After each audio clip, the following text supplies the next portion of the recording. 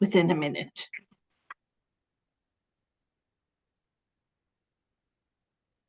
Good evening. My name is Linda Gorstaff, Program Director for Vision Loss Alliance. And also with us this evening, we have Elsa Zavoda, Vice President of Programs. Good evening, everyone. And our program team, Vicki Lowry. Hi, everyone. Before we begin, I just want to take a moment to say that as of December 1st, I will be retiring and working with Vision Loss Alliance on a part-time basis. So I want to let all of you know, it's been a privilege and an honor to be with all of you during these VLANJ virtual programs. So thank you for joining us this evening. And please note this program is going to be recorded. So we ask you to mute yourselves. And after a few moments of quiet, we will officially begin. Welcome to VLANJ Voices, an educational speaker series that offers education, tools, and resources to help manage tasks in your everyday life. Our speakers in this series bring new voices representing diverse backgrounds, approaches to learning, as well as sharing information about opportunities available in your community. Joining us this evening is Diane Lang. Diane is a national speaker, educator, and certified positive psychology coach who has her master's degree in counseling. As a therapist, Diane has dedicated her career to helping people turn their lives around and helping them develop a sustainable positive attitude that can turn one into an optimist, literally.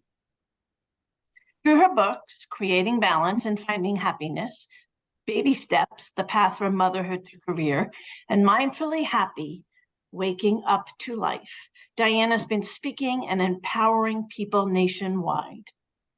Diane speaks on various mental and emotional health topics, including happiness, resiliency, stress management, parenting, positive aging, anxiety, and depression in both teens and adults. Diane also specializes in positive psychology, positive education, and positive parenting. In addition to her practice, Diane is an adjunct instructor in psychology at Montclair State University. As an expert in her field, she has been featured in the Daily Record, Family Circle, Family Magazine, Working Mother Magazine, as well as TV appearances on NJ12, Good Day, Connecticut, Style CT, CBS News, and Fox and Friends. Thousands of individuals have benefited from Diane's motivational and educational speaking, training, and coaching. Her hands-on approach, along with her background, education, and experience, has proven to be beneficial to all who attend her presentations. Before we begin our presentation this evening, I'd like to review our Zoom protocol. For those of you who dialed in, the raise your hand feature is *9. *6 will mute and unmute you, giving you the opportunity to ask your questions.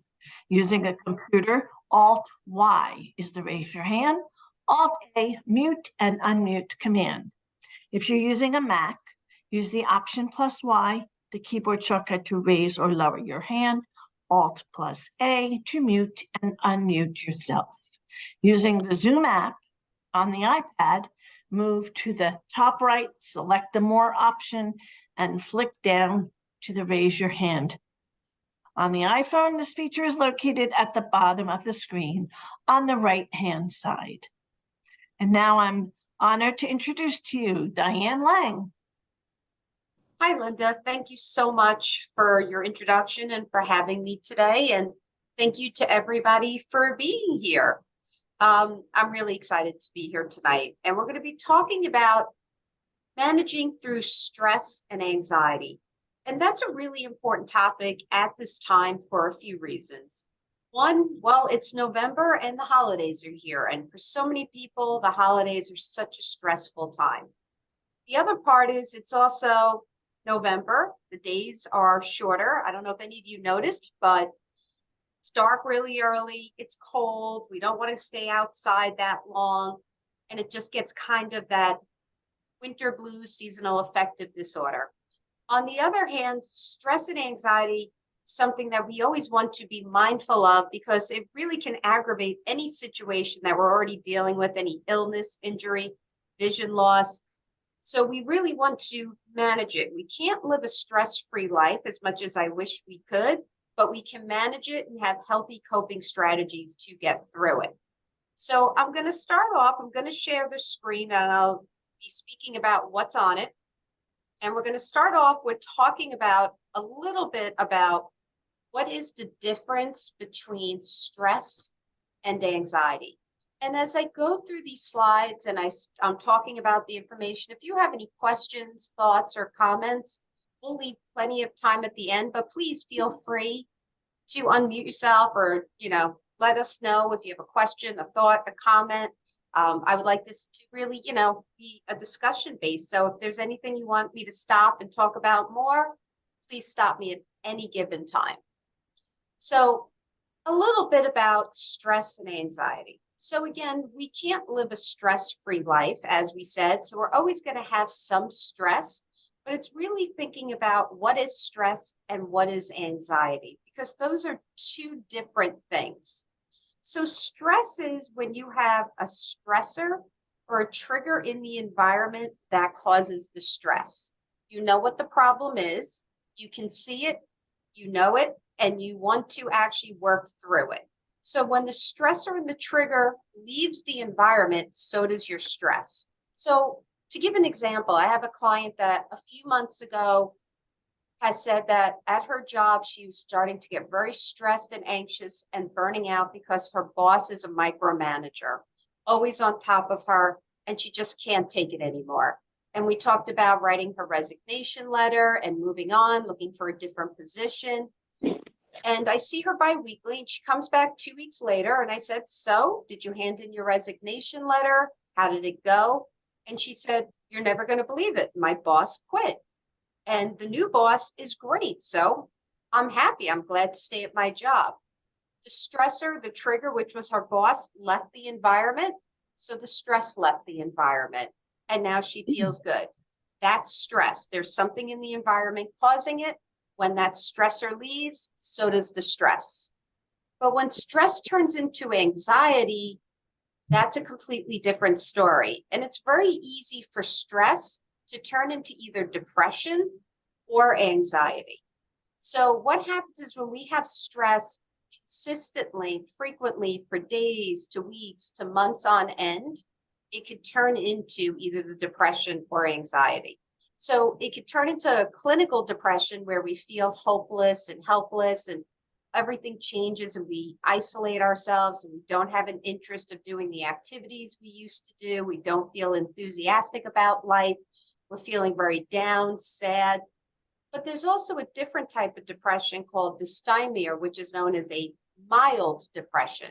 And that's a lot harder for people to even know they have it because it's mild and they still function.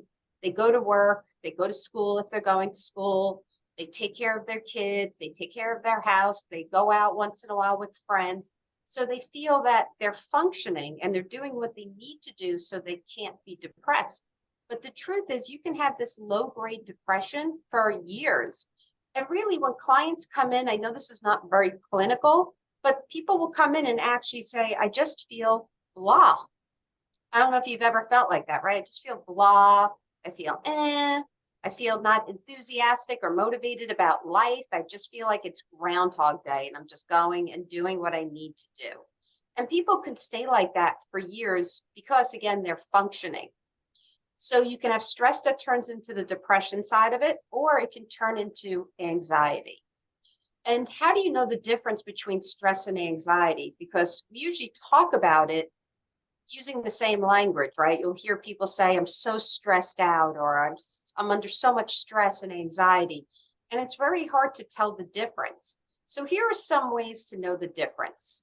So when stress is turned into anxiety, one of the differences is that you have rumination in your brain.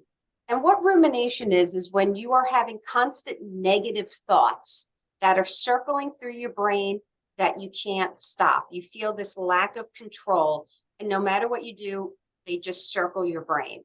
Now, just so you know, we have over 60,000 thoughts a day. That's a lot of thoughts. So it's very easy to always have our brain on. And that's why people always like, oh, I wonder why my brain's just always going. We're having that many thoughts. Now, before COVID, it was said that at least half of those thoughts were negative. But now the latest statistics, which is quite scary, is that 90% of our thoughts are negative. Now, that could be a lot of what's going on externally in the world. It could also be a mix of what's going on externally or personally, but that's a very high amount of negativity. Now, we all have a negative bias, and a negative bias is genetic. So everyone on here has it, everyone in the world has it. And what it tends to do is make us lean towards the negative, get stuck in the negative, and notice it.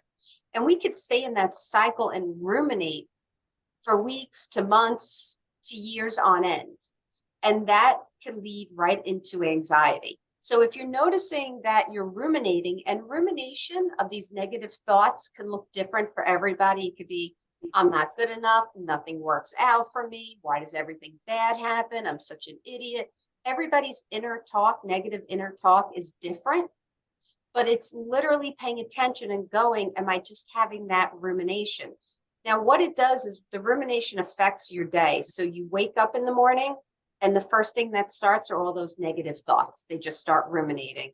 You go through your day and it keeps popping up no matter what you're doing to, be busy, whether it's school or work, the kids, whatever it is you're doing, your brain just keeps going back to that negativity, and it affects your attention span, your focus, your concentration, your memory, your moods. It can cause brain fog.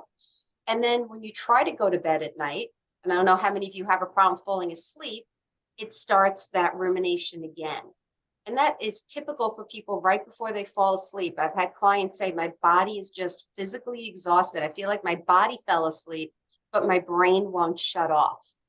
And for others, their head hits the pillow and they're out like a light, but then they wake up 2, 3 in the morning and it starts circling again. And all you hear is that rumination of whatever you're stressing about. So that's one sign that your stress has turned into anxiety.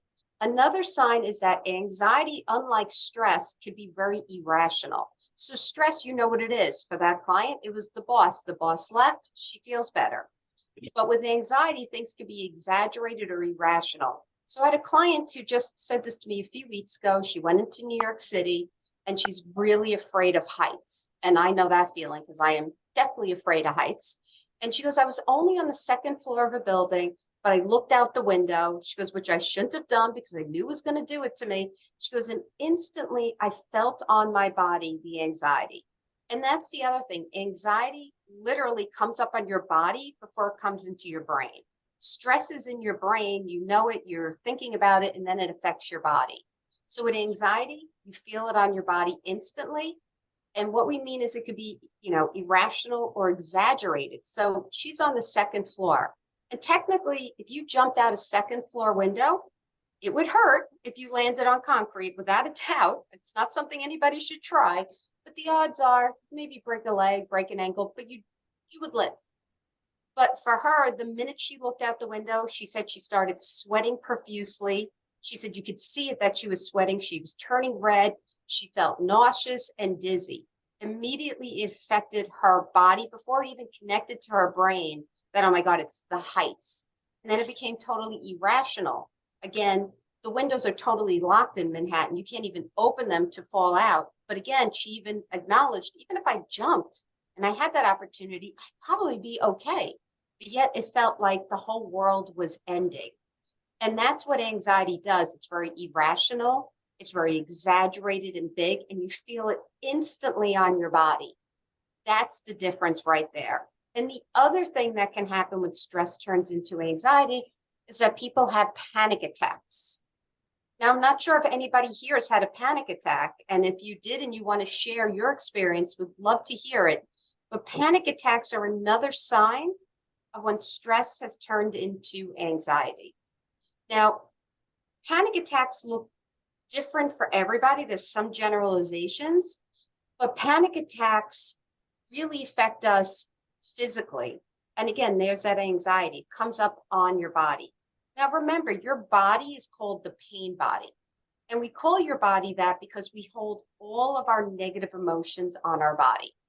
So negative emotions like stress, anxiety, anger, fear, worry, overwhelm, right? All of those. But I want you to remember, because I hate when I call them negative, because the truth is they're negative emotions, yes, but they are natural, they are normal.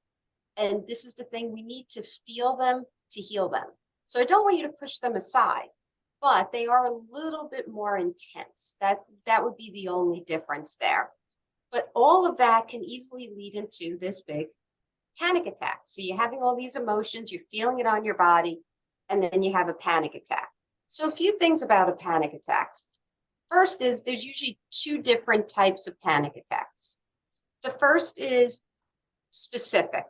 So I had a client who was just in a car accident a few weeks ago. I think it's almost a month ago.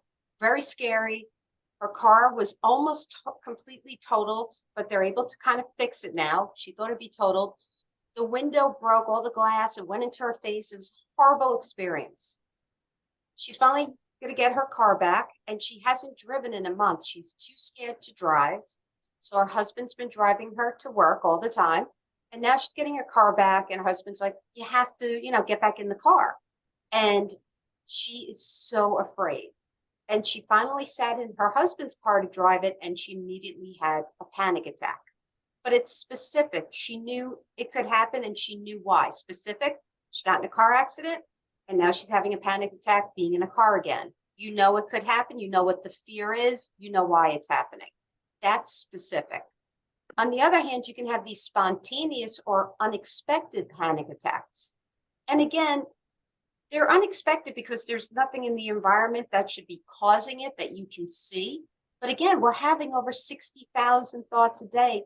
And all the time, a lot of that is negative. And those negative thoughts, when they're there and they're just rotating and ruminating, even though you're trying to preoccupy them or push them away, eventually it can become too much and you can go into a panic attack.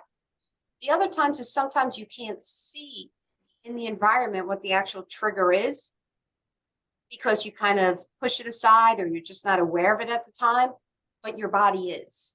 So you have those two types of attacks, specific and spontaneous. Now, if you've never had an attack before, absolutely go to a doctor first, because you always want to make sure that you're okay, because it can feel like a heart attack or it can feel like you're choking. So you always want to make sure and be safe. But once you know what it is and you've gotten used to it and you're aware of what it feels like for you, usually it can pass in about 15, 20 minutes. I have a client that has been dealing with generalized anxiety disorder and health anxiety and having panic attacks for a few years. And for her, she's like, I can nip it in the bud. That's her words, in about 15, 20 minutes. Because we all have what we call the emotional toolbox, right? And this emotional toolbox is this invisible toolbox with all the different tools that work for us that help self-soothe us. So 15, 20 minutes is the norm. But if you've never had one before, it could go on for hours because it causes more worry, causes more stress because you don't know what it is. And it can feel completely harmful, even though it's not. So again, always get checked first. But once you're used to it, you can pass through it pretty quickly, which is the good news. So what does a panic attack feel like? So I'm going to give you some generalizations of what it feels like. But again, everybody's body reacts different to stress and anxiety. So you might have some different signs and symptoms. But the typicals are, the first place is the chest area. So some clients say that they feel like there's like a brick on their chest and it just feels really heavy. And I had a client say this to me just the other day, and I never heard it expressed like this, but it made complete sense. She said, it felt so heavy, like I had like a big brick on my chest. She goes, and I felt like I had to make myself breathe. She's like, I felt like I couldn't breathe and I was forcing myself to breathe. And that to me was, I've never heard it like that. And I don't know if anybody else has felt that way about it, but it could feel like that it's so heavy that you're forcing yourself to breathe. And you feel like if you didn't make the effort, you wouldn't be breathing. And that to me was kind of a new way of thinking about it. For others, they feel like their heart is racing so fast that they're going to hyperventilate and they start shallow breathing, and it feels like they're having a heart attack. So that's the first area, the chest, and that's the one you hear the most about. It's the most popular one. But the other one that's just really as scary is having, like, people say it feels like a little like golf ball or tennis ball, and I get this one. And to me, it feels like a lump, like I have like food stuck in my throat. And it feels like a small little ball or lump in my throat, and my whole mouth and throat dry up completely. And it is so hard to swallow. And it feels like you're choking. So that's why we said it can feel really scary, and why you should always go to the doctor first, because it could feel like a heart attack, or it could feel like you're choking, even though you're not. And in the throat, that's actually called globus, where people get this globus, this like lump in their throat. And no matter how much they swallow or drink water, they can't get it down. And sometimes, again, they're having problems even swallowing the water or just swallowing in general. Some other signs and symptoms are hot and cold sweats. Hello? Hi. Hi, Lori. I don't want to interrupt. Yeah, I did it. Lord, tell me what you're thinking. Oh, I just got on. I didn't think I'd have to log all over again. Oh, Oh, I'm late. Sorry. no, just glad that you made it. So thanks for joining us. Yeah. Thank you. Who's that speaking to me? Vicky? Nope, this is Diane. I am the speaker, and we're talking Yes. about stress and anxiety. And I was just talking about the signs and symptoms of a panic attack. What were some of the ways you mentioned that I missed to Sure. deal with that? Okay. Let me just review them for you and for everybody else. Thank you. So a panic attack, again, is individualized. It can feel different for everybody, but for most people, it's either in their chest, as we talked about, that it feels heavy or like you're going to hyperventilate. Yeah. Or Like a it's, rock. yes, definitely. Or it's globus, where it's in your throat and your mouth and throat dry out and it's hard to swallow. And then some of the other signs and symptoms are hot and cold sweats, hot and cold flashes. I had a client that once we were sitting together in a session and she just started sweating. I could see it dripping from her face, and she got all red and flustered and flushed, like she was sunburned all over her body. And I've seen that a lot with clients. Headaches, dizziness. Some people go straight to their stomach and they get nauseous, or some people actually throw up, and some people pass out. But again, those are just generalizations. It's very different for everybody. So I had a client during COVID who, life changed for COVID. She lived alone in her 30s. She went to work every day, but COVID stopped it. She was very isolated. She couldn't see her family or friends. She was single, and she ended up working from home. And she already had health anxiety as an issue already. And after it took about a year, she started kind of melting down from everything, kind of like everybody else. And we were finally able to see each other in person. You wore masks, but finally the offices opened, if you remember that. And she walks in and she says to me, "Do I look crooked?" And I'm like, "What do you mean crooked?" She goes, "I feel like I'm walking slanted." She's like, "I feel like I'm leaning over as I'm walking." Now, I made her walk numerous times up and down the office. She looked completely fine. But to her, and she said it was going on for a few weeks, she felt like she was always leaning to the right. So kind of like just leaning over and unbalanced. So I sent her to an ENT and a neurologist, because inner ear and sinus can make you feel dizzy and brain fog and leaning. And of course, neurologist, to make sure everything's okay. She goes to both doctors. They do all the testing, MRI, everything's fine. And they all agreed with me that it was anxiety. So we went into counseling once a week instead of biweekly. We put her on a very low dose of Lexapro. In about 3 weeks, that all went away. But that's what we're saying, how anxiety can be completely different for everybody. So know how it affects you. And one of the things you can think about is the mind-body connection. Meaning we hold, again, all these emotions on our body, as we talked about. Think about, where do you hold stress on your body? Where do you hold your negative emotions on your body? Because those are signs that stress is becoming too much, you're becoming too overwhelmed, maybe you need to pause, take a breather, maybe you need to do something mindful like meditation or yoga or prayer, maybe you need more support or help, but knowing it. And, you know, a panic attack is one thing, but stress on our bodies is another thing. And stress looks different than a panic attack. So stress on our bodies, I don't know, do any of you know where you hold stress on your body? Some of the areas that I always hear about, and share if you have an area you do, shoulders, neck, and back, because we tense up. And if you sit in front of a computer or you're sitting all day, that can add to it. So people feel their neck, their back, and their shoulders. A lot of people get what we call TMJ or lockjaw, and that's because we tend to grind or clench our teeth. Now, men tend to grind, women tend to clench, but either way, it causes that lockjaw or TMJ. And a lot of times we're grinding or clenching in our sleeps, or we're not even aware that we're doing it until we start getting some symptoms. So what it feels like is, it feels like either tooth sensitivity or teeth pain. It could feel like an earache, like an ear infection or a throat. It could feel that your jaw hurts. For a lot of people, when they're eating or if they yawn, they hear a cracking noise when they open their mouth, or it feels like it's going to lock, staying open, like it's just going to not shut, that your mouth's going to just stay open. And it hurts when you eat as well. So that's another sign. Again, headaches and migraines. I had another client express it perfectly. If you get it in your stomach stretch, she said, I feel like someone's in there wringing a washcloth, and it feels like that. Or some people say that they get tension throughout their whole body, so their body aches, kind of like, you know, when you get fever, you have a virus, flu, COVID, and you have, you know, 101 or whatever, and every bone in your body aches and everything kind of hurts. Some people feel like that because they tense up their whole body.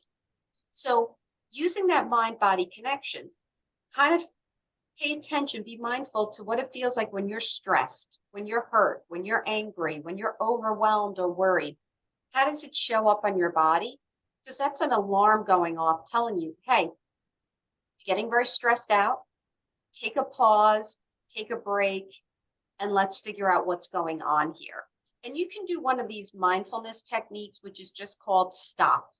That's all it's called. It's just stop. And all you want to do is when you start feeling the stress and anxiety in your body is just stop whatever you're doing. That's the S, stop. T is take a deep breath. Because again, when we're stressed and anxious, we tend to shallow breathe, or we tend to hold our breath, which makes us more nervous and jittery. So take a deep breath or take a few deep breaths. So you stop, take a deep breath. The O is just observe, which means just observe what you're feeling. What are you feeling on your body? What's going on in your brain? What are you thinking about?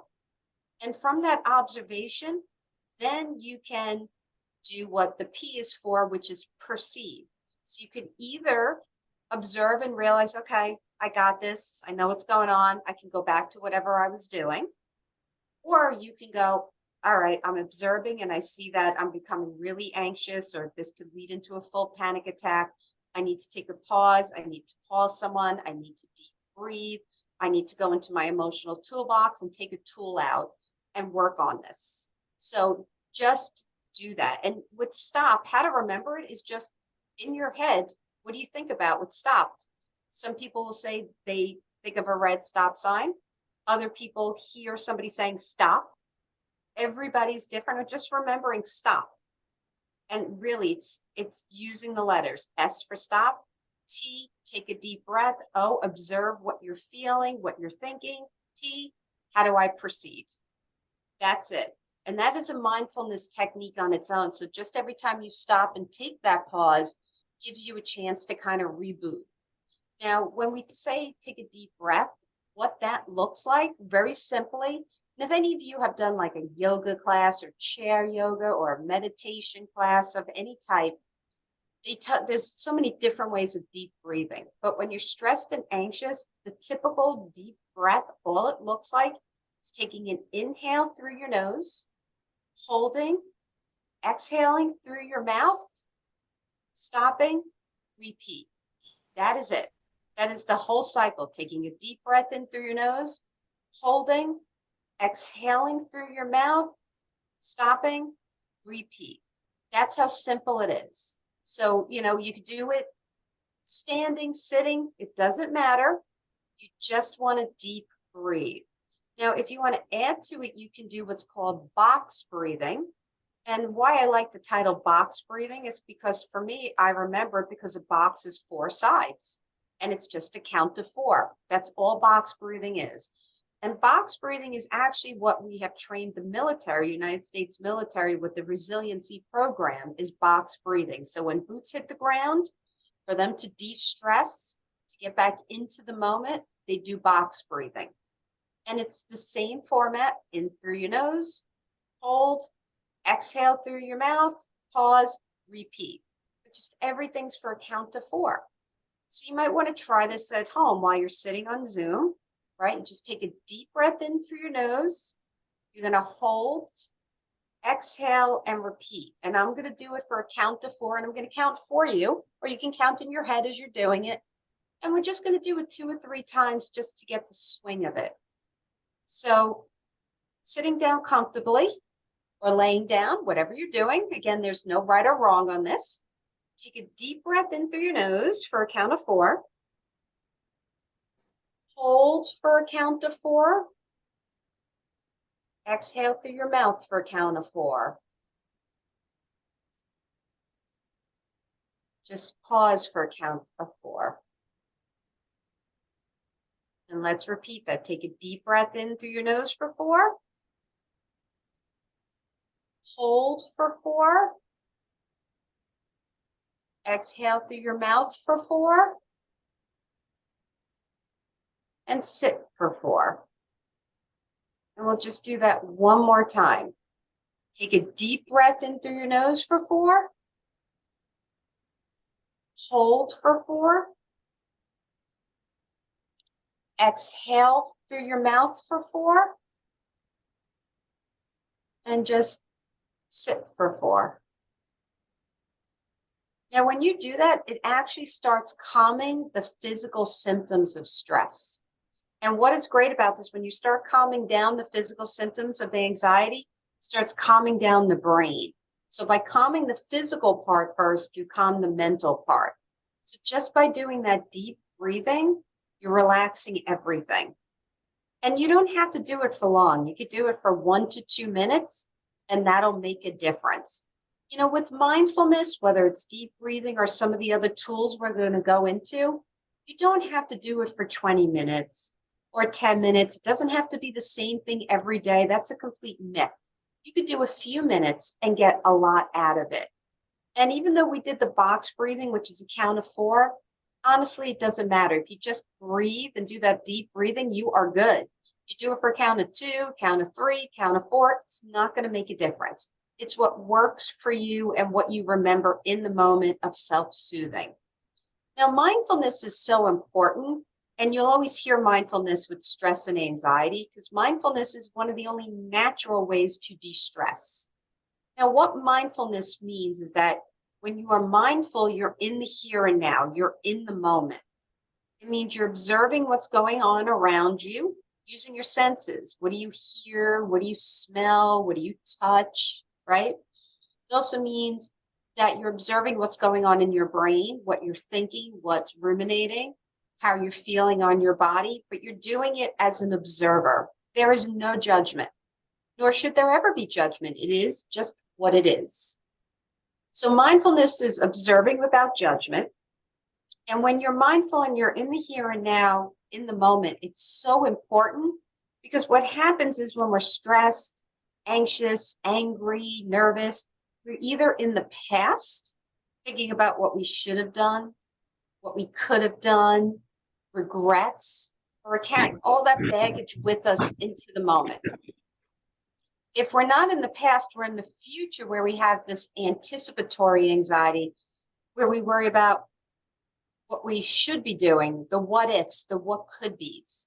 But when I'm here in the moment, I am my calmest, I am my most productive and creative. I reduce my stress hormone cortisol. I lower blood pressure. I reduce chronic pain. I calm and self-soothe, and it helps me sleep and relax. So it is so important because when we have too much stress, we lower our immune system. And not only does that make us catch every cold and flu in our way, it also causes us to, if we already have illnesses, for them to get just, I can't think of the right word for some reason, but like I have a really weird, incurable illness, and it flares it up when I have stress and anxiety. And it does it for it makes everything worse. So I work with clients who have brain injury. It's called TBI and spinal injury. I have an illness that causes third-degree burns on my throat. And for everybody, whether it's an injury, an illness, they can't speak, vision loss, whatever it is, when they're stressed and anxious, it makes everything else feel worse. So we want to reduce it as much as possible. So the mindfulness is the natural way of doing it. So it could be deep breathing, as we just talked about. It could be meditating, if any of you meditate. Now, again, there's no right or wrong, because I always hear people say, I can't meditate. I don't know how. And the truth is, there is no right or wrong. And if you're not sure, you could do it the easy way. You can get headphones, put them in, and listen to a guided meditation. Whether it's guided meditation that's just music, or if it's a meditation that's just somebody speaking you through it, or the mix of both. I have a lot of clients who just love listening to nature sounds. And that is meditative, because sitting in nature is meditative. So you could be listening to a waterfall, the beach. I have clients who love thunderstorms. They just love listening to it. And that puts you in. Another thing you can do too to relax, again, with the headphones, is you can listen to just stories. So there's an app called Calm. And Calm has a free and a paid. You do not need the paid. And you can also find these stories and meditations on YouTube for free. But on Calm, they have a lot of stories. And Matthew McConaughey, the famous actor, he does a lot of the voiceovers for these stories. And he has like a really soft and soothing voice. But there's other people besides him. But it's kind of like when you were a kid and somebody would read you a story and it'd put you to sleep and calm you instantly. It's the same thing. So you can listen to stories, you can listen to nature, music de-stresses, you can listen to your favorite music as long as it's relaxing and calming, or do meditations, and that's all mindfulness as well. There's also grounding techniques. So I had a client say this to me a few weeks ago. She goes, I wanted to deep breathe. She goes, but I have such a bad cold, I can't breathe. She's like, what do I do to calm myself? And again, you can do a grounding technique where you just use one of your senses, doesn't matter which one, and you just focus in on that sense. So it might be that you're just sitting down in nature or inside if the weather's not good, and you're just thinking about, what do I hear? So right at this moment, if I'm focusing in on what do I hear, I can hear the buzzing from my computer, because it makes a very strange buzzing noise. Don't know what that means. I can hear my dog walking upstairs, the pitter-patter of his feet, because, well, he's a 95-pound golden. So when he walks, you hear it. I hear the TV in the other room. I'm not sure what they're listening to, or who's listening to it in my house, but I can hear it.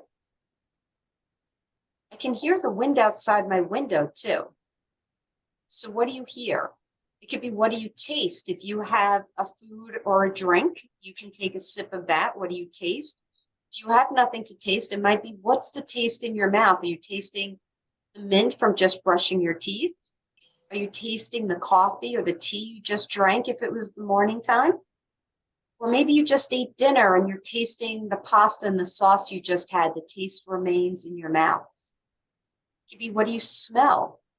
I can smell, for me, my tea sitting next to me. I can smell the aroma. I can smell the food that was cooked for dinner, which was sauce, which is why I said that. I can smell the sauce from the cooking.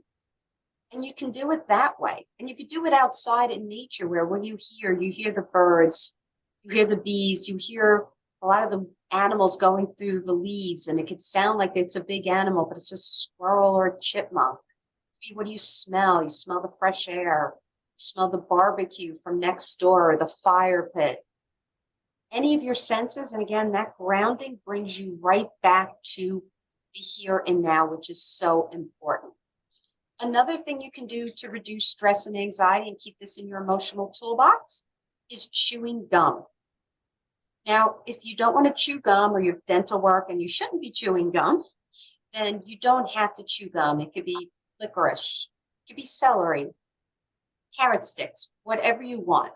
It's the repetition of chewing. It's not actually what you're chewing, it's just the repetition. And what chewing does, the repetition, believe it or not, is it reduces worry and nervous. All that nervous energy and worry is reduced, but at the same time, it improves memory. So we're trying to have a lot of kids or anybody who's taking like their SATs or GREs or midterms and finals in college, or if you're doing certifications, whatever it is that makes you nervous, and you want to improve your memory, chew gum or choose something that you like if it's not gum. And it helps with the nervous, the worry, but it also improves memory. I have a client who got into a car accident a while back. It was over a year ago. And when he gets in the car, sometimes he feels that mind-body connection when he starts getting anxious, when something triggers him from the car accident. He carries peanuts and pretzels in the car because, well, it's New Jersey and you never know what the weather's going to be, right? It's going to be like in the 60s tomorrow in November. You know, who knows what it'll be the day after that. But so peanuts and pretzels don't melt or freeze. And when he starts feeling, using the mind-body connection, he starts feeling his chest getting heavy or his heart palpitating really fast, he just starts chewing. So it could be preventative or used in the moment. Another thing that reduces anxiety is ice. So depending where you are, if you're home, just go grab some ice, go grab a bag of peas, anything in the freezer, and put it on either your wrists, put it on your head or your neck. So from stress and anxiety, if you're one of those people who gets a headache or migraine or dizziness, putting the ice on your head works. If you're somebody who gets very nauseous, your stomach starts turning, gets sick in your gut, which makes sense because the gut-mind connection too. It's like your second brain's in your gut. So when people are nervous and stressed, they feel it in their stomach. If that's the case, put the ice or the bag of peas behind your neck. That'll calm not just your nerves, but it also helps reduce the nauseousness feeling. Or you can just put them on your wrist.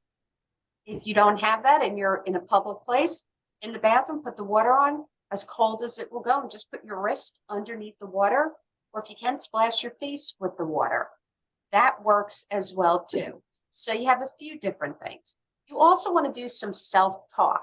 So again, we have 60,000 thoughts a day. We get all this rumination when we're anxious, right? So you want to talk back to yourself. And there are a few things you want to do. One, you want to remind yourself that what you're feeling at this moment can feel really scary. It can be really horrible, but it's temporary. The only constant in the world is change. So whatever you're feeling now, even if it's horrible, it's not what you'll feel later, tomorrow, or 1 week from now. So remind yourself this is completely temporary. Only constant in the world is change. The next one is remind yourself, once you know what it is, and you know it's anxiety or anger or worry, whatever it is that you're feeling, remind yourself that it's harmless. You could be having a full-blown panic attack, and it can feel like a heart attack. It can feel like you're choking with the globus, but having one panic attack is harmless. Yes, if we hold on to stress, it turns into anxiety and we do nothing about that for months, that actually can affect us physically and our health, both physical and mental. Absolutely. But one attack, it's harmless. Might feel harmful, but it's harmless. Remind yourself of that. And my favorite statistic, which I wish I knew 10 years ago, 20 years ago, but I didn't, is 90% of what you worry about never, ever happens. That's huge. 90%. We spend a hell of a lot of time worrying about stuff that just never, ever happens. So remind yourself, 90% of what you worry about never happens. Out of that 10% left, 5% actually happens. So yep, there it is, 5% happens. The other 5% happens but not half as bad as you thought. You know, I had a client who went to get the COVID shot. This is like, a while back, and she's deathly afraid of needles. And she had an appointment on Monday morning. The whole weekend, she didn't sleep. She was stressed out. We talked about it on the Thursday beforehand when I saw her. She was freaking out. There was no way around it. And we discussed it, and she just was a mess about it. She goes and gets the shot. I see her the following Thursday, and I go, how was it? She goes, well, it wasn't that bad. Like, I mean, it wasn't like a dream, I felt it. It kind of hurt, and it was sore for a few hours, maybe to the next day, but it wasn't half as bad as I thought. And that's what usually happens. 5% happens, 5% happens, but not half as bad as you thought, and 90% never, ever does. So remind yourself of that with your self-talk. There's also therapeutic self-touch, which is a great way to calm yourself as well. And there's different areas of your body. So for a lot of people, it's their hair. They play with their hair. And you might have noticed that because most people who play with their hair have been doing that since childhood. Obviously, mostly females because of the long hair, but Justin Bieber, believe it or not, the famous musician celebrity, before he goes on stage, even though he's been performing for I don't know how many years at this point, he has to play with his hair and his ears before he goes on because it calms him. So your hair is a common area. People will twirl their hair or just, kind of play with their hair and it relaxes them. For others, it's their ears. You'll see people play with their earrings or just touch their ears, and that calms them. One of the most calming areas is your collarbone. And people will rub their collarbone where they touch that area, like where they're touching, like I have a turtleneck on, I'm touching my turtleneck. Some people do a collar, if it's a collar shirt. Somebody's wearing a necklace, they'll twirl the necklace. It's that area that's calming. Some people rub their hands together. And the reason is when you rub your hands together, you'll actually feel warmth and like an energy, and that relaxes some people just rubbing their hands together. For others, they'll give themselves a hug. They just wrap themselves kind of in their hands, wrap it around like they're giving themselves a hug. And that's calming. For others, it's called a loving meditation that people do with some deep breathing. But others, they'll just put either one hand or both hands over their heart and feel their heartbeat. And that kind of reminds them of like life and calming and hearing their own heartbeat, and it relaxes them. So it depends. Some people like textures. So you'll see people like, squeeze a stress ball. Some have certain textures, like a lot of my college students, no matter what their age is, they bring their stuffed animal or blankie, their first stuffy or blankie. And it's in the worst shape possible. The blanket is sewn together. The stuffed animal has no fluff in it, but just feeling that, the texture or the smell, it just calms them instantly, just like it did as a child. It could be a lot of, especially in the winter, we wear certain like sweatshirts or sweaters that are soft and comfy, or a blanket, and that makes us feel safe. For others, it's a smell. I have a client that loves lavender, the essential oils. She's had a stressful day and afraid to sleep. She'll spray it on her pillow at night. She carries it in her pocketbook. She'll put it on her wrist, or she'll just spray it, which needs to calm her. Some it's taste, having like a chamomile tea or a valerian tea, which are very calming to begin with. They're natural, decaffeinated herbal, will relax them. So there's many different ways to self-soothe and be mindful. Remember, self-soothing is what you do in the moment. Self-care is what you do to be preventative. So self-care should be daily. And self-soothing should be, what do I do now that I'm in the moment? So there's an overlap. Some of the things that you do, like deep breathing or grounding or the ice, you can do that to prevent or in the moment. But all of them should be in your emotional toolbox to pull out when needed. Now, if you're dealing with a stressed situation where it's solution-based, meaning there is something you can do to solve it, it's a problem, it's causing stress, but it's not necessarily anxiety, it's just stress. How do you handle that? You can do a few things. You can do what's called the best, the worst realistic case scenario, where you either talk it out with somebody, you say it to yourself, you write it out, put it in a recording to hear it, whatever works for you. And what you do is, in the situation you're going through, you think about what would be the best case scenario if this goes well. What would be the worst case scenario in this situation? If it doesn't go well, what is the worst? And what is the realistic case scenario? Now, by just putting it out there and seeing it, writing it, hearing it, talking about it, whatever way you do it, it allows you to see it clearly from a different perspective.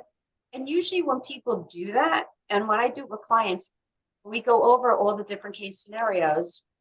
You know, like I had a client who, the one I was talking about, who wanted to quit her job. We did that. And I said, okay, what's the worst case scenario if you have to quit your job? She goes, well, the worst case is I give my 2 weeks notice and they don't even care I'm leaving. It's like, I worked here for 8 years and it meant nothing. She goes, and I'd be really devastated. That's the worst. I go, what would be the best? My boss quits and I keep my job and I love the new boss and life's good, which is what happened. What's the realistic one? Well, that I quit. They ask me why, and they're sorry to see me go, or maybe they try to help me move to a different department, but at least I know I was appreciated. When we went over that, and the worst case being that she loses her job and no one cared that she left, and now she has to start from scratch without any appreciation, she could see that that would suck. I mean, she knows that. She looks at it and she's like, okay, that would be horrible. But she realized that she could get through it. It makes it more manageable and seeing it. And again, even if you know it's going to suck, just knowing I could get through that. And again, realizing 90% of what you fear never ever happens, it most likely would be either the best or the realistic, which is what happened. So you could do the best, worst, realistic, or you can do a different way where you can brainstorm, problem solve with other people. And why I suggest other people is when you have a problem, when you're having the problem, you're the person dealing with the problem, it's very hard for you to see it clearly because you are attached to that. You have emotions attached to it. And it's very hard to look at it from any different perspective when you're attached to it. But when people come in who are not involved or have an emotional attachment to it, they can see from a different perspective and give you different advice that you couldn't see. So what you do is you get all the information about the problem, get as much information about the problem as you can, get it from reliable sources. And why that's important, when we get as much information about a situation as possible, it reduces the stress. It gives us back our sense of power, our sense of control. Because knowledge is the enemy of fear. When we have that knowledge, we feel that we can take over and make really good decisions. So when you have the other people, you give them all the information, you brainstorm and write out a few different solutions, maybe 3, 4 solutions, put them in a priority order, and you start with the first solution. If that works, fabulous, you're done. If it doesn't work, you cross that one off the list and you go to the next solution. And you take some time to think about it. Why didn't the first solution not work? What could have I done differently? Why didn't it work? Could have I tweaked it? What did I learn from that situation? And then go on to your next solution until one of them actually works. So that's what you do when it's solution-based, when you have a problem that you can work on. Not everything has that. Some, just like grieving, loss, those types of things need to feel to heal. You really need to feel them, sit with the feelings, talk them out. Sometimes it's just solution-based. The next one is work on what you can control, not what you can't. For many of us, we're always trying to work on things we have no control over, which is other people. We can't change or control anybody but ourselves. You have complete control over you and how you react or respond to a situation to other people, but you can't change or control other people. And when we try to control others, when we try to change other people's thoughts, all we do is cause frustration or anger and distance between us. And even if it's your own kids or your own parents, you still don't have the ability to change or control them. It's not in our power, nor should we try to. Control you. Control how you react or respond. Control your mindset. You can control what you believe about something. You control your habits. You can control your patterns. You can control your routines. Work on you. Work on what you can digest. You're in control of what you eat, drink, or what you don't. Like you don't want to smoke or you don't want alcohol. You can control the media that you digest. What are you watching on TV? What are you listening to on the radio or podcasts? What are you reading? All of that is completely in your control. How much time are you spending on social media? That's in your control. Who you spend your free time and what you do with your free time, that's in your control. But when you're in a situation that you have no control over, it could be vision loss, it could be an injury or an illness, it could be a loss of a loved one, then your only form of control is letting go of the resistance of fighting it when you can't change it and accepting where you are. What happens is when things change and we don't like it, we try to control it, we're resisting the change. That's all we're doing, we're resisting it. And when we resist it, we add more stress to our lives. And it also ends up persisting. Do you ever notice whatever you try to avoid or resist just keeps coming up? So if you try to continually resist something, you're persisting it, making it bigger and bigger, adding more stress into your life. Instead, stop the fight, stop the resistance, and accept where you are at this moment. And remember this with acceptance. Accepting doesn't mean giving up. Acceptance doesn't mean quitting at all. Acceptance means I'm going to accept my situation for as it is at this moment. Doesn't mean it'll be like that 6 months from now, 6 days, or next year, but at this moment, this is what it is. And I'm going to accept it, and I'm going to process it. By processing it, we get to think about it, we get to do the work on it, heal through it, and then we can make decisions that are well thought out from a place of clarity and love, instead of making a decision based on impulsivity, fear, anger, ego. So when you can't control a situation, your only form of control is to let go of the resistance and the fight and accept where you are at this moment. And then process what you need to process to move forward. So work on what you have control over. Another kind of way of dealing with stress, anxiety, anger, any of that is you need to have a support system. So the top factor of happiness across the board is socialization. Socialization is like an umbrella factor. There's a few things underneath it. So socialization includes one, your support system. You need to have an unconditional support system. That is the key, unconditional. Meaning you have to have one or two people in your life that you trust unconditionally. You don't feel like there's conditions, that you only feel like they're there when you listen to them or follow their advice or when things are going perfectly. You want people in your life who respect and love you no matter what.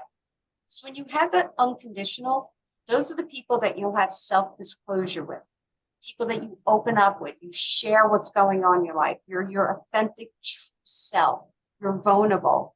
And we need that to heal. We need to have some of that safe type of people. And we can have all different relationships. Some relationships just might be for work or acquaintances or neighbors. Some might be close friends. That is unconditional. Others might be just the fun friends who we go out with. You know who each is with you.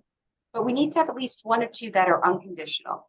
And if you don't have that in your friends or family, you want to think about at your work, it could be your HR or your EAP person. If it's spiritual or religious, it could be your priest, your rabbi, your minister. It can be professional, counselor, social worker, psychologist, it can be medical, your medical team. But who is those people? You need to have one or two. You also need to have fun. That's part of socialization too. You want to think about, are you having fun? How do you cultivate happiness in your life? What makes you happy? You want to think about that in a way of what cultivates happiness no matter what's going on in your life. Really important, no matter if you had a really bad day or a good day, whether it's 80 degrees or freezing, whether it's raining or sunny, what makes you happy? For me, it's very simple. It's my golden retriever and chocolate. If I have my doggie, my golden retriever, I don't care what day I had, I'm pretty good. But it might look completely different for you. But what cultivates happiness and fun, that is your self-care. And then having community, which you do here in this program, in this group. Community is having other people where we feel we have a sense of belonging, that other people understand us or they have similarities to us. You can have that here like you do. It could be at work, it could be your neighborhood, it could be at school, it could be from a book club. Doesn't matter a sport. It's just having that connection. And that's the socialization, support, the fun, the community, and to top that, you need to have positive relationships, which means looking at the people you spend the most time with, family, friends, coworkers, whoever that is, and asking yourself, what do those people look like? Are they very negative or pessimist? Or actually pessimists now call themselves realists, but do they see the glass half empty? Are they always whining, complaining, and negative and always seeing the glass half empty? Do I have positive relationships that lift me up, empower me, that make me feel good, that we have fun? And again, not every day, everybody goes through bad times, but in, general, do I have toxic people? And toxic people are the people that are really dangerous to our health. They're people that have very narcissistic traits, like being self-absorbed or selfish. They are always surrounded by drama and chaos. They are always the victim, always. Nothing is ever their fault, so they'll never take any responsibility or accountability because it's not their fault. They're the victim. They'll never truly apologize because, well, to apologize, they'd have to take accountability. And they don't do that. So they're always a victim. They're very judgmental, harsh, controlling, brutal with their comments. And the hard part with them, if it's family, that's different. But if it's somebody like a coworker, a neighbor, a new friend, somebody you start dating, any new relationships, they come across very charming at first. So they kind of suck you in and you're either, fall in love with them if you're dating, or you become closer and you develop a good friendship or work relationship, and then all of a sudden they slowly start to change and become toxic, and they start controlling and being judgmental and all of the other stuff that comes in. So think about the people, because some of our biggest stressors and triggers in life are people. And if you have people in your life who are really toxic and you can remove them or break up with them, even friends you can break up with, might be the best thing you can do, because they're always victims, they never change. So, and we can't change other people, as we just talked about. So if they're that toxic and you can break up with them, please do. You can break up with family. I have clients who've done that, but it's a much harder decision. And it's something that shouldn't be taken lightly, but it depends on your situation. If you can't break up with them, or you choose not to, or they're just somewhat negative, then it's all about boundaries, having boundaries and limitations, whether it's time limitations, how much time you spend with somebody, limiting your time, limiting how much you see them, setting boundaries that maybe certain topics are off limits. You don't discuss that, or you choose to disagree because you don't see eye to eye, whether it's learning to say no, asking for help, delegating. Those are all boundaries. Self-care is a boundary, because when you say no to others, you're saying yes to yourself. But we need those positive relationships as well. And lastly, always for self-care, we need to have our basic needs. Basic needs are so important because that's our strong foundation. If we don't have our foundation, everything else is going to be off, and we're going to feel unbalanced and stressed. So you want to make sure you're getting enough sleep. Normal American only gets 4 to 6 hours. You should be getting 7 to 8. But at least if you can get 6, because when we start going below 6 for a few days in a row, that's what adds into all the cognitive issues, like we haven't slept, where we're in brain fog and our attention span and our memory is all off. And for sleep hygiene, you want to go to bed around the same time, wake up around the same time, even holidays and weekends. You want your room to be as cool as possible. You want to be in comfortable sheets and comfortable clothes. And you want to have a wind down routine. No technology before bed, at least 60 minutes before bed. I'm not talking TV, but smartphones or laptops, because it keeps us awake and overstimulated. And having a wind down evening routine really works. Watch your diet. For mental health, watch your caffeine and sugar, because caffeine and sugar make us jittery and shaky, which makes us more nervous. It also does the roller coaster ride. It lifts you up with all this energy and then you crash. The other thing that's real is hangry, that hungry, angry kind of thing. So you want to make sure that you always carry something with you if you're not going to be near, food or a kitchen or a restaurant or where you pick up your food. Make sure you carry something with you and make sure you eat every, 3-4 hours at least, so you're not famished and get that hungry, angry. Make sure you drink plenty of water. I have it right next to my computer. We need half of our body weight. Water is so important for clarity, for energy. So make sure you're drinking enough water. And again, when you drink a lot of water, it's good because you don't eat as much, because a lot of times we're eating when we're really thirsty. And remember, when you don't sleep very much, you crave more sugar and caffeine to keep you up. So they're all connected here. And lastly, exercise and mindfulness in any type, whether you're sitting in a chair doing yoga or stretching, whether you're going for a walk, whether you're swimming, whether, you're doing meditation. Those are all natural ways to de-stress. And you want to make sure you have that in your life. All right, I'm going to stop babbling because I can continue babbling forever. And I just realized it's like 10 after 8. So I'm going to stop now and see if anybody has questions, thoughts, comments, anything I can help you with. Yes, Diane, Linda.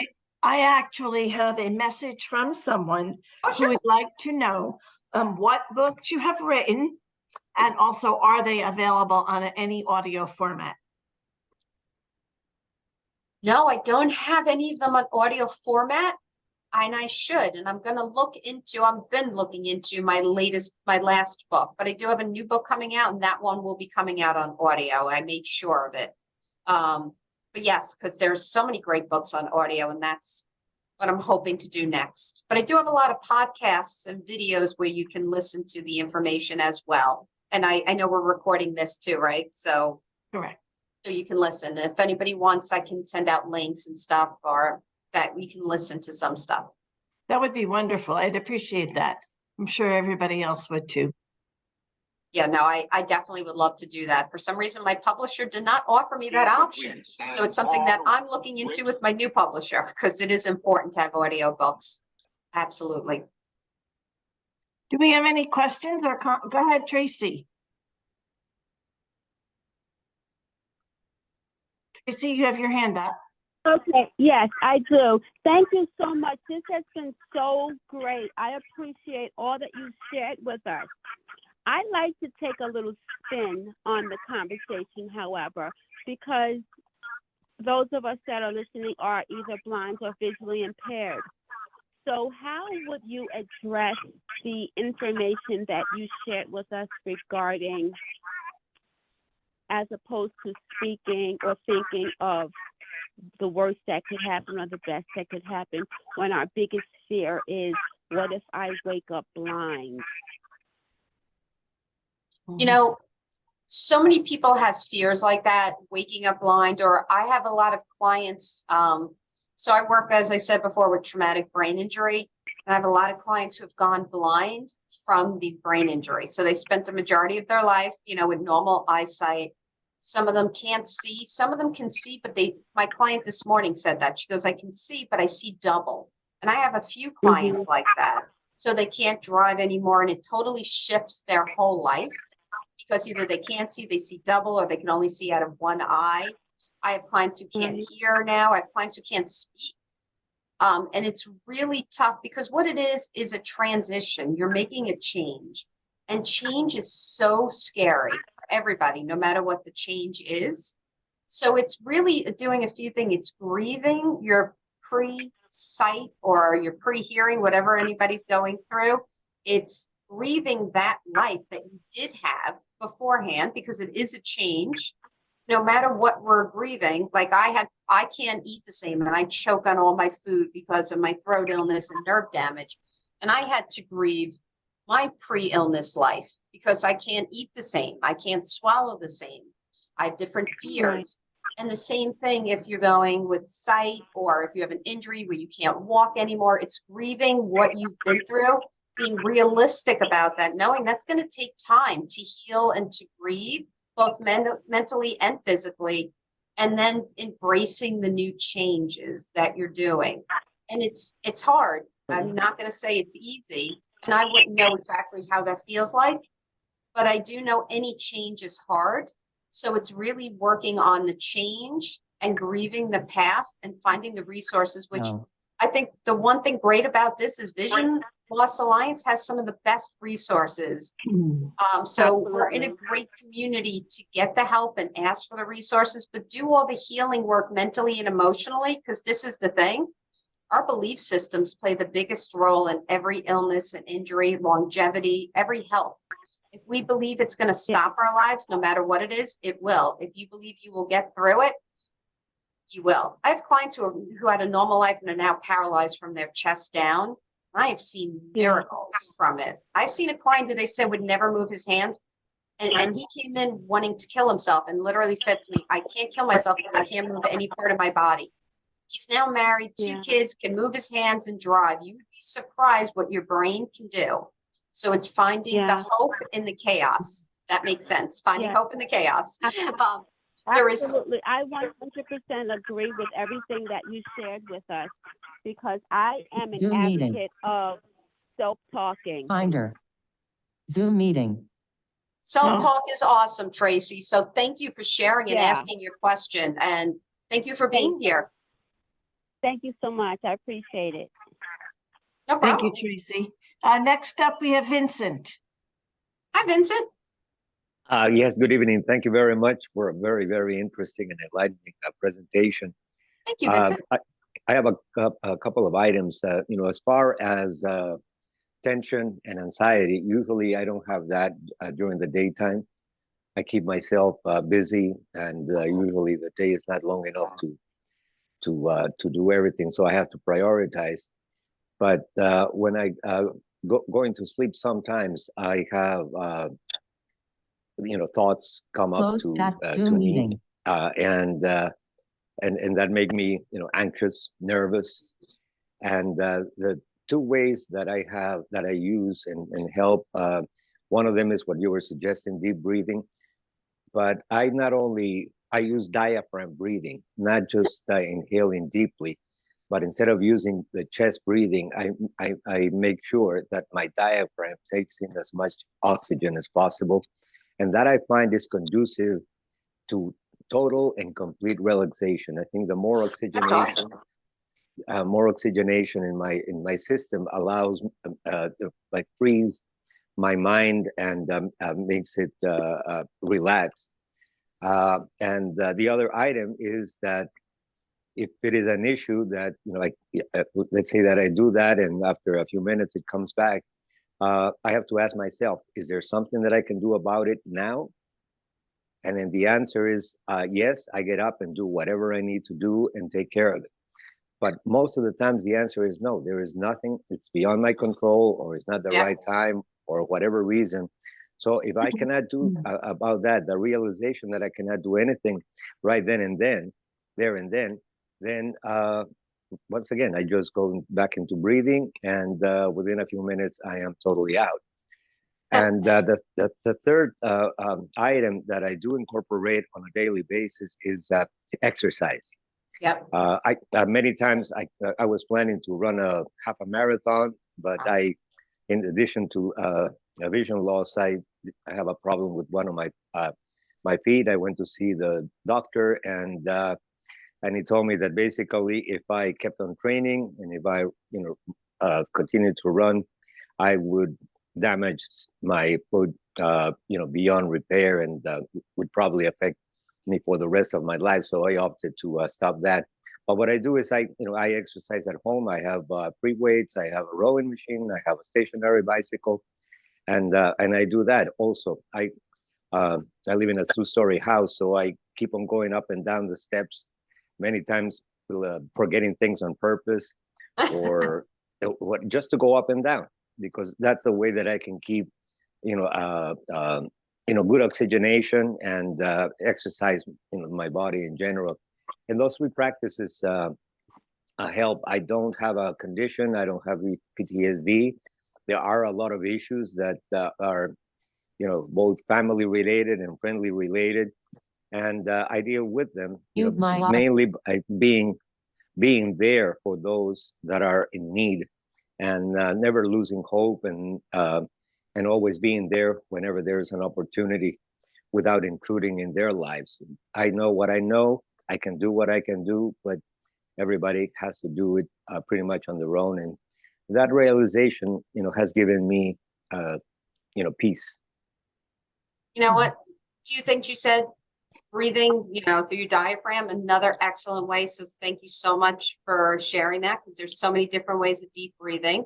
And again, you're working on what you can or can't control. If you can change it and control it, you get up. If not, you don't.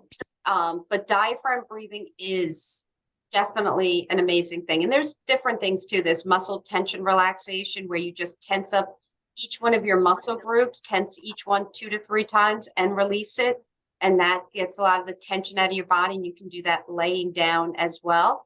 Just another form of mindfulness is prayer. If any of you want to, do your prayers at night, whether, it doesn't matter what religion, what you believe in, but prayer is another form of it, or gratitude, which is my favorite, doing your gratitude at night. Those are all forms of mindfulness, as well as the deep breathing. So thank you so much for sharing that, Vincent. Thank you. Thank you, Vincent. Excuse Do we have it, Lori? Do you have a question? We have time a for quick one. a quick One. I question. just, Go ahead. just want the spelling of Diane's first and last name, so I can look up her stuff. Sure. It's Think she's Diane, Diane. right, Diane. Yes. And E. my last name is Lang, Lang. Yes. Diane and Lang. Thank you so very much. No, thank you, Lori. Thank you so much. you. Just Yeah. everyone be aware that you'll get an email with some links, Can't wait. so you'll have access to more information. Any other questions, comments? Thank you. You were Hi, great. this is Naisha. My audio. Well, I have thank a you guys. question. Oops, Oh, we if I have can. to. Hi. Alicia, hold on 1 second.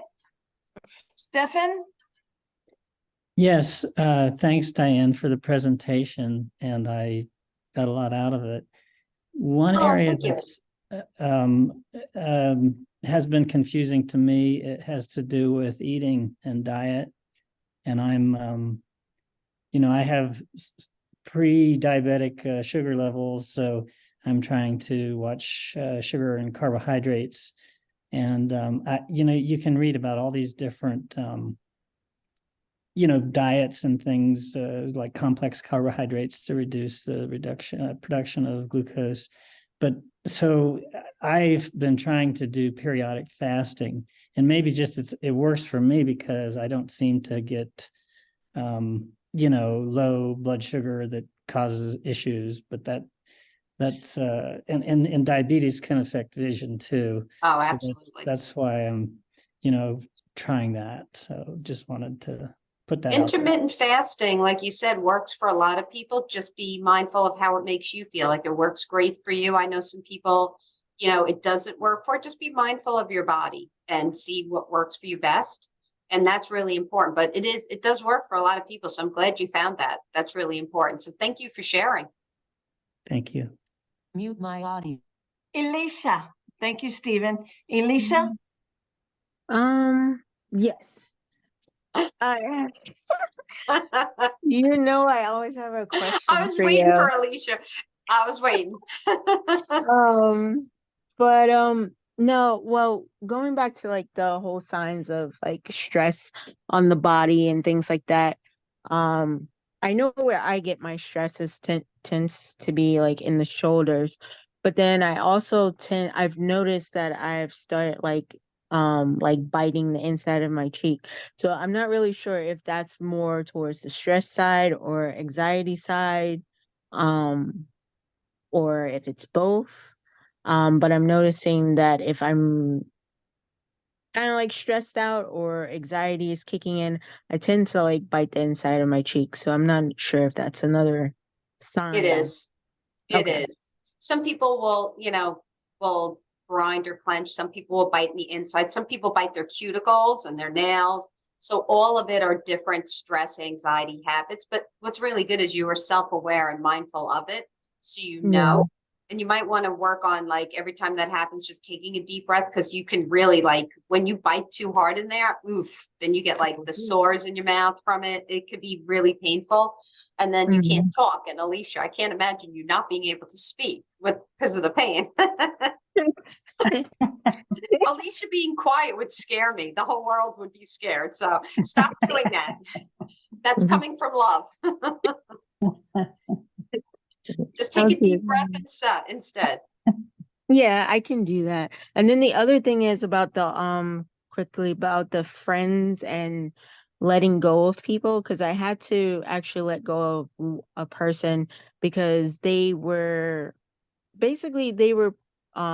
projecting kind of like their guilt onto me, and I was noticing it, and it was just making me feel uncomfortable. Like, I've been observing their behavior for a while, and Right. I've been trying to be very understanding and kind and even putting myself in their shoes, but it just became too overwhelming for me and for my well-being. And then it came down to them actually calling me the victim, that I like to play the victim and all that. It came down to like name calling at this point, which I didn't even understand why. So I kind of had to let them go. But as some people know, I'm living more in a stressful household. So that's a relationship that I can't just like walk away from. That's something I have to Right.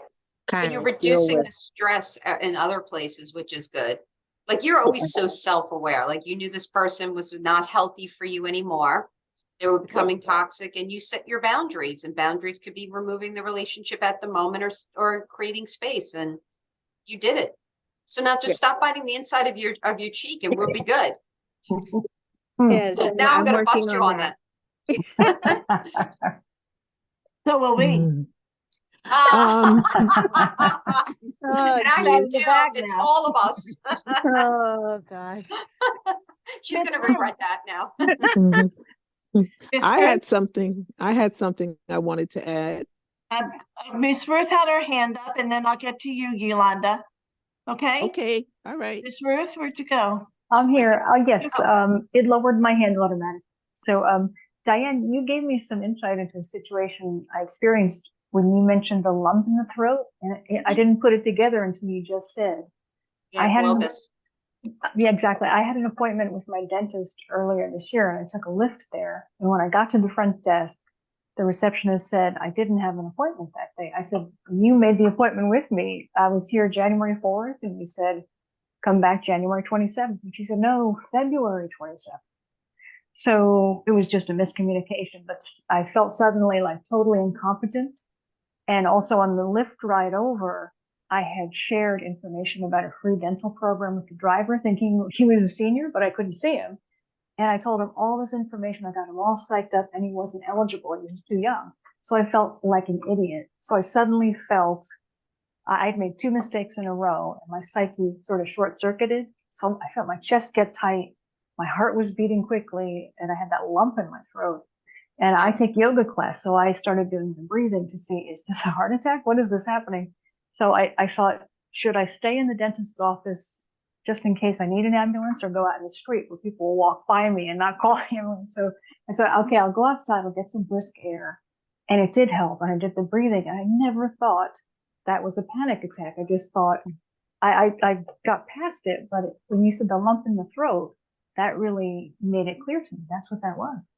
Yeah, I mean, you don't have to have a full attack. It could just be a sign that it was leading in that direction or too much. But yeah, it's definitely a sign. And now you know what it is. So if that ever happens again, just breathe through it. It will pass, but it does feel scary. So I totally understand that. It's definitely scary. And stop beating yourself up. We all make those mistakes, Well, please.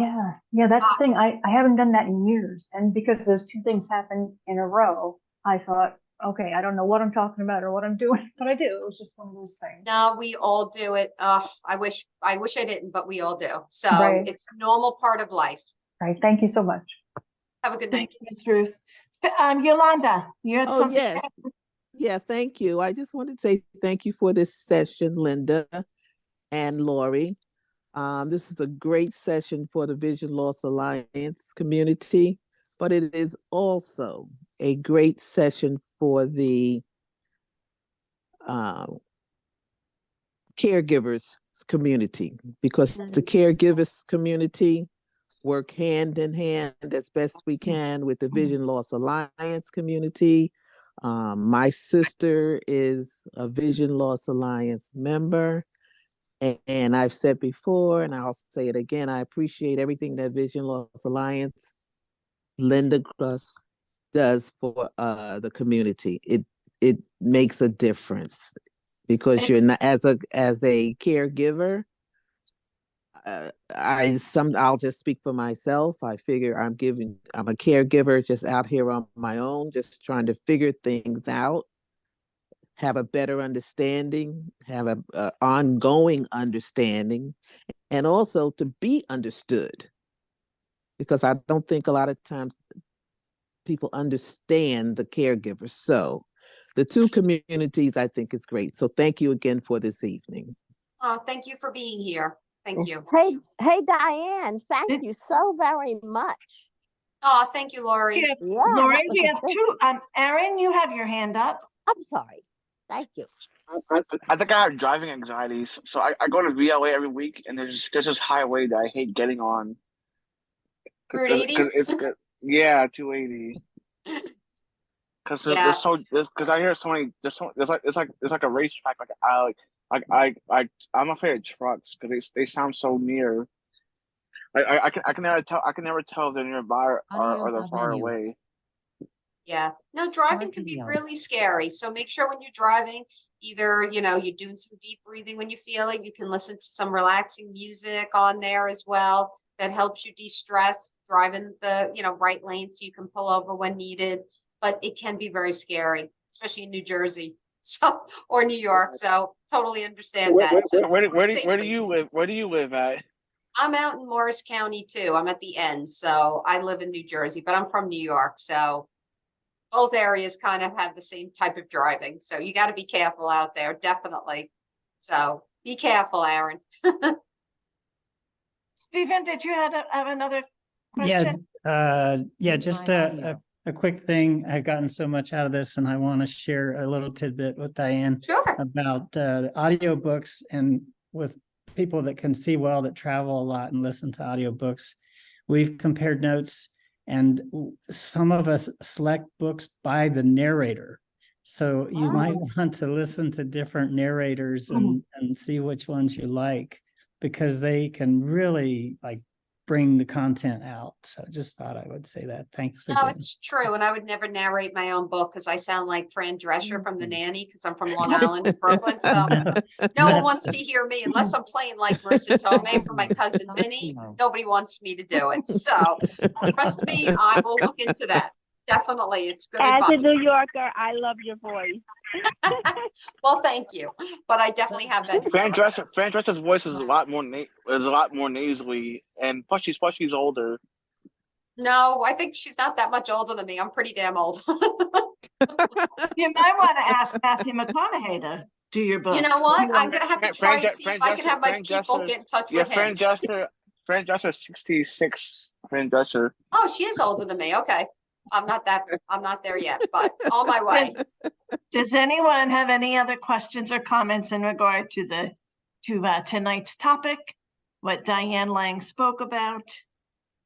I just want to say thank you Yeah. to everybody for being here.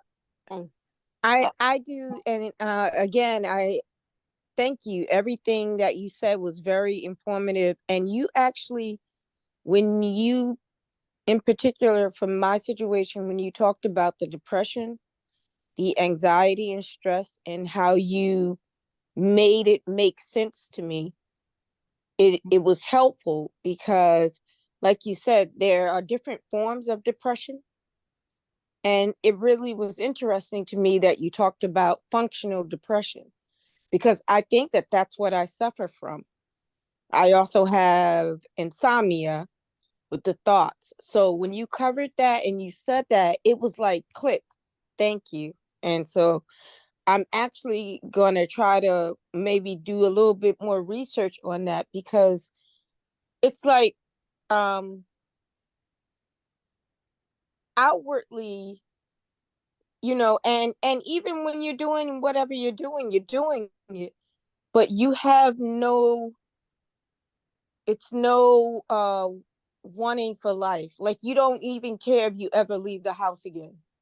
Yeah. All you want to do is just stay in your space by yourself, even if you're in the dark. And that's how but I get up, I do everything I need to do. I communicate, I talk but it's still there. And it's funny how it feels, because you're like, am I depressed? Maybe I'm not, maybe I'm just, but I think that I am. So thank you for that, because that information was helpful. There's an actual name for it, and it actually does exist. Yeah, it's Thank you. called dysthymia, which is a weird name, dysthymia, but you could just look up mild depression. Okay. And that would be dysthymia, I think is DYSTMIA. I might be off on that. I should know the spelling because I teach this in college, but yet I'm blanking on it. But mild depression, or if anything, email me and I'll send you some links. Okay, thank you. No I problem. really enjoyed the talk today. It was really, really informative. Thank you. Thank you, Well, thank you Lisa. guys. Thank you. Thank you again, everybody. Yeah, I'm gonna send you an email one day. Okay. Just to reach out.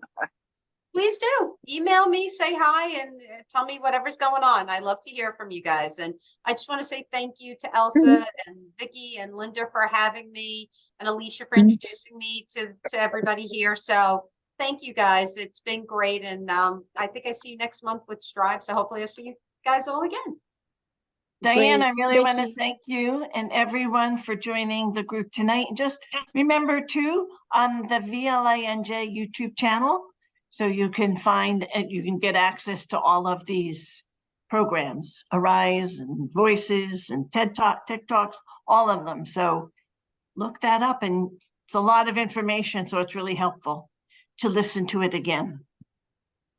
Linda, I would just like to say thank you for all of your help. And I really, from the bottom of my heart, appreciate everything that you did when I started going to the classes. Well, we miss you, now Nita, and I you're hope wonderful. you come back and visit. Yeah, you are wonderful. You are a wonderful human being. And I just want to say thank you. And God bless you. And I wish you well. I Everything you appreciate do, it. I'm sure you'll be Keep in great. touch with me. Why don't you give me a call and keep in touch? Okay, I will. God All bless right. you. Thank you. Thank you. Happy Everybody. Thanksgiving, everybody. Have a great Happy Thanksgiving. Thanksgiving. Happy Happy Thanksgiving. Thanksgiving. You. Here, bye-bye. Stay Bye-bye. well. We'll see you Everybody. next time. Thanks, Diane. It was great. Thank you. Thank Thank you, you. everybody. Bye. Have a great night. Be well.